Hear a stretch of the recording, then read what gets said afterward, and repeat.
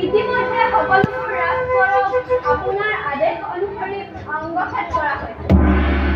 কিন্তু আমি গদাকৰক লৈহে মছকিলত কৰিছোঁ। ওচৰত থাকিবলৈ বাঘেও ভয় কৰে।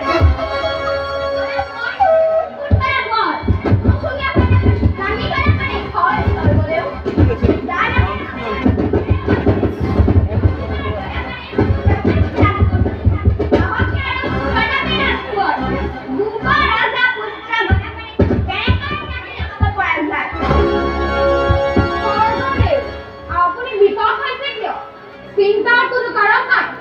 আপুনি ধৈৰ্য ধৰক। গুপ্তচৰ, গদাপাণি সম্পৰ্কে তোৰ ওচৰত কিবা তথ্য আছেনে? আছে বৰফুকন ডাঙৰীয়া। আহোম ৰাজবংশৰ ভিতৰত পুৰুষসুন্দৰ শৈলৰ প্ৰতাপ এনেও বেছি। ৰাণী গদাপাণি সেই শৈলৰে বৰ। মই জনামতে গদাপাণিয়ে এটা ব্যায়ামক অকলেই খাব পাৰে। পৰাক্ৰমী। এতিয়া তহঁত তুৰন্তে যা।